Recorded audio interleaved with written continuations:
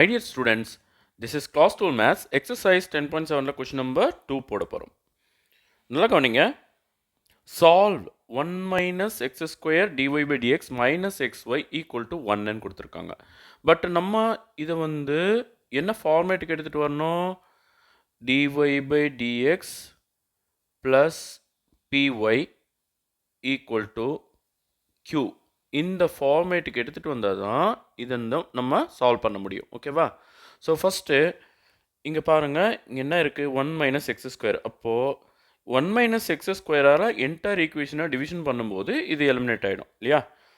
First நம்ம 1 minus x ஸ்கொயரால் entire ஈக்குவேஷனை டிவிஷன் பண்ண போகிறோம். ஓகேவா? So 1 minus x square by 1 minus x square dy by dx minus x by 1 minus x square into y equal to 1 by 1 minus x square. Okay, இப்போ இது cancel ஆகிடுமா? அப்போ dy by dx minus x by 1 minus x square into y equal to 1 by 1 minus x square. பாருங்க, இந்த ஃபார்மேட்டுக்கு வந்துச்சு. இந்த equation இந்த ஃபார்மேட்டுக்கு கொண்டு வந்துட்டோம். அப்போ பியோட பிளேஸில் யார் இருக்கா? X by 1 minus x square. கியூவோட பிளேஸில் 1 பை 1 மைனஸ் எக்ஸ் ஸ்கொயர். ஓகேவா? ஸோ இன்டகிரேஷன் ஃபேக்டர் நம்ம கண்டுபிடிக்கலாம். Integrating factor IF equal to e power integral of P dx equal to e power integral of P R. பாருங்கள், மைனஸில் இருக்குது. So minus x by 1 minus x square dx. ஓகேவா? இப்போ நம்ம substitution எடுத்தே ஆகணும். பாருங்கள், கீழே டினாமினேட்டரில் என்ன இருக்கோ அதை டீன்னு எடுத்துக்கலாம். T equal to let t equal to 1 minus x square. அப்போ dt by dx equal to 1க்கு 0 வந்துடும், அதை விட்டுடலாம். மைனஸ் இருக்குது, எக்ஸ் ஸ்கொயருக்கு 2x. ஓகேவா? அடுத்து டிடி இங்கே வச்சுட்டு டிஎக்ஸ் அந்த சைடு கொண்டு போகிறோம். அப்போ மைனஸ் 2x டிஎக்ஸு.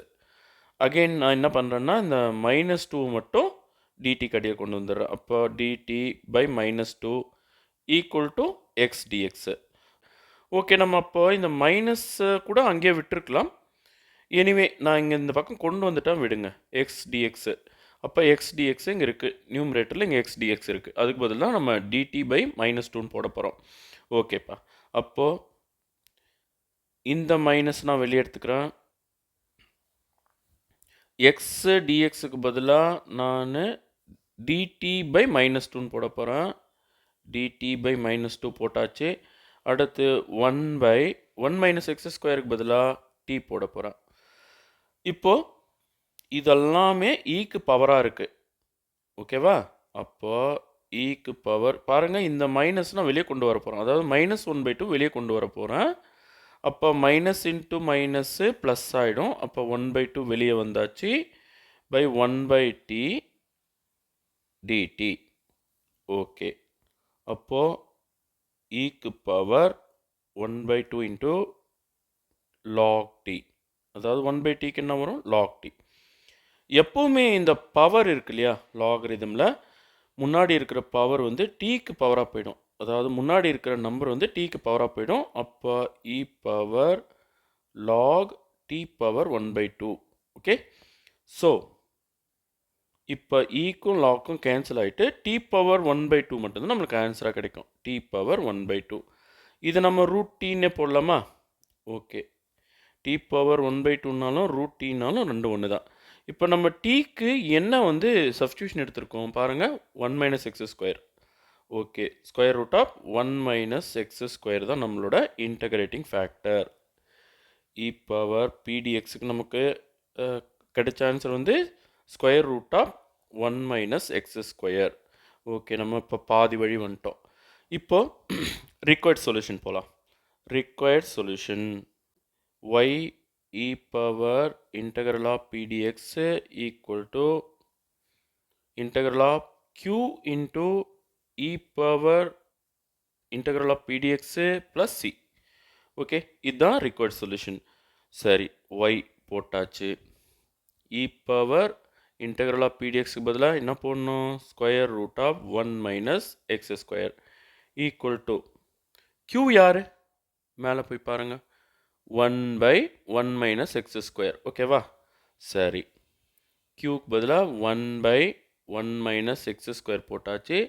இன்டூ பாருங்க, e power integral of pdx பதிலாக square root of 1 minus x square dx. இங்கே டிஎக்ஸ் போடல பாருங்கள். Dx plus c. ஓகேவா? இப்போது இது வந்து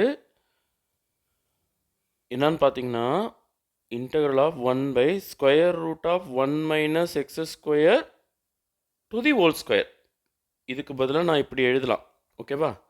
into square root of 1 minus x square dx plus c. Okay, இப்போ நம்ம இதுக்கு கேன்சல் பண்ணிடலாம். அதாவது ரூட்டை மட்டும் கட் பண்ணிடலாம். இது பவர் 1, இது பவர் 2 இல்லையா? Integral of 1 by square root of 1 minus x square dx plus c. பாருங்கள், இது வந்து இன்டகிரேட் பண்ணும்போது சைன் இன்வர்ஸ் எக்ஸ்னு வந்துடும். ஓகேவா? Sine inverse x plus c. Okay, இப்போ இந்த சைடில் என்ன இருக்குது? Y into square root of 1 minus x square. கரெக்டாக? நீங்கள் இது வரைக்கும் கொண்டு வந்து நிறுத்திட்டாலே உங்களுக்கு ஃபுல் மார்க் போட்டுடுவாங்க. ஓகேவா?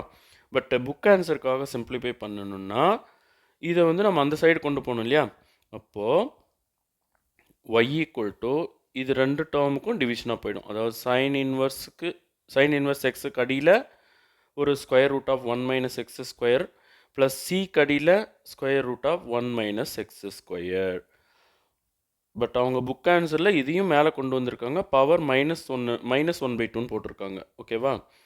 அப்போது y equal to sine inverse x by square root of 1 minus x square.